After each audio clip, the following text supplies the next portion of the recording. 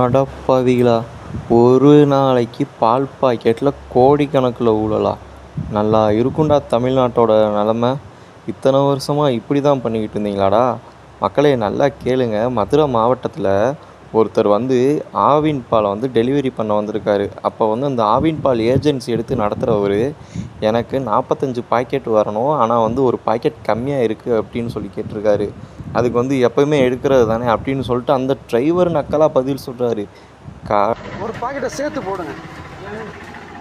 கோல்டை ஒரு பாக்கெட் சேர்த்து போடுங்க.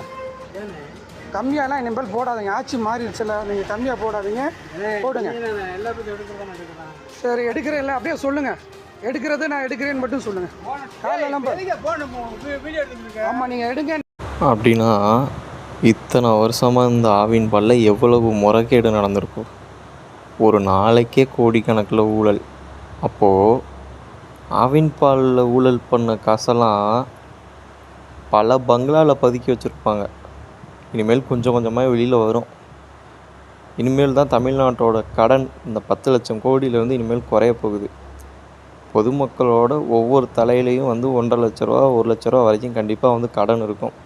அதெல்லாம் வந்து எதில் விடியும் அப்புடின்னா, நம்ம வாங்குகிற பால் பாக்கெட்டு, நம்ம வாங்குகிற பேஸ்ட்டு ப்ரெஷ்ஷு, இந்த தமிழ்நாட்டில் நம்ம வாங்குகிற ஒரு ஒரு அரிசி பருப்புலாம் இருக்குது பார்த்தீங்களா, அதில் தான் விடியும். ஸோ இதெல்லாம் குறையணும் அப்புடின்னா இந்த மாதிரி ஆட்கள், இந்த மாதிரி நபர்கள் எல்லாம் திருந்தணும். இவங்கெல்லாம் திருந்தினாங்க அப்புடின்னா ஆட்டோமேட்டிக்காகவே வந்து நிதிச்சுமை குறைஞ்சிரும்.